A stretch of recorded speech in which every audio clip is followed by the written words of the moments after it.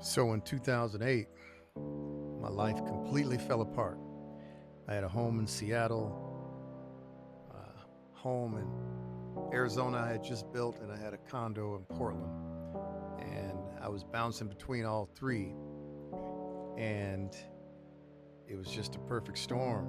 I got caught in the bursting bubble of 2008 when that bad gust of economic wind came across America. It completely collapsed me, and I had to figure out a way to rebound and get my life going again after losing everything. I was left with a car or with my truck and a trailer, a 4x8 trailer with plywood sides. That's what I had. So I left Phoenix in the middle of the night, 24 hours before the bank was to take over my house. And what I did was I stripped all of the appliances out of the house. I took all the cabinets. I loaded everything on top of my 4x8 trailer. I got larger sheets of plywood and bungee cords and wrapped everything up. So it was a 4x8 trailer, 2 stories high. And through the middle of the night, I drove from Phoenix to Las Vegas, and I ended up in the front of my brother's house in Las Vegas. I arrived probably about 5 in the morning in the little townhouse community that he lived in. And I sat for a couple of hours. I didn't want to wake his family up, so I sat there for a few hours. And then around 7:30ish, 8 o'clock, I called him up. Bring, bring. Hey, bruh, I'm outside. What? Man, I'm outside. It's a long story. I can't go into it, but I had to leave Phoenix in the middle of the night. Can you come downstairs? And he said, hold on, man. And my brother looked out the window, and all he could see was like the back end of this 2 story high plywood trailer. And he said, well, where are you? And I was like, right here with my trailer. And he said, oh my God. And then I heard the phone drop, and he rushed outside. Now my brother is 6'5", 300 pounds, and he had a one of those like luxury spa hotel robes on. It was too short for him, but he was trying to cover up, and he pulled outside, and he was like, and he gave me a hug, and he was like, bro, what's going on, man? What's going on? What?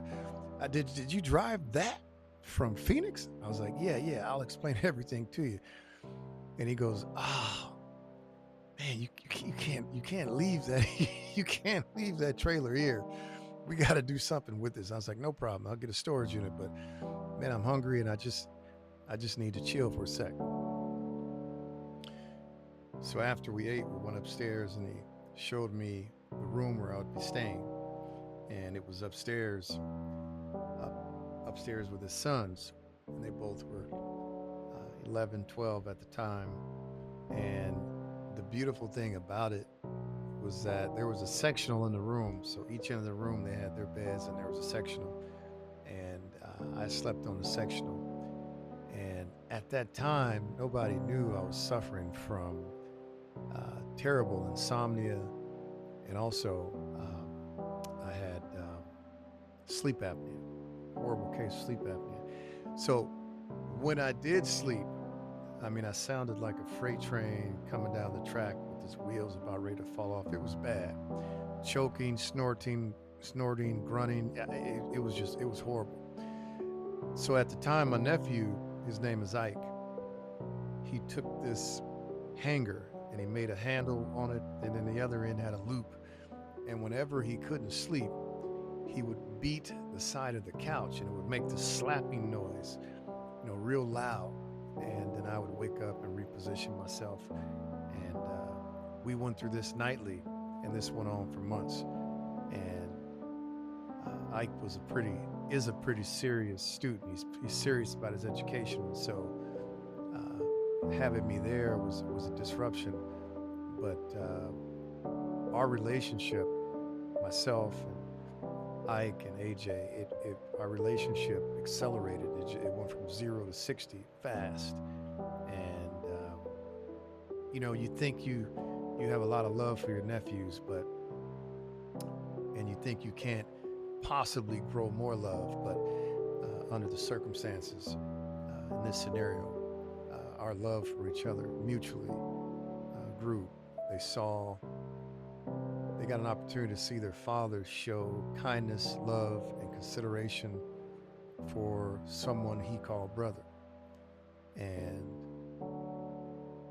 I got up every day and went to work to help out and to contribute to the household.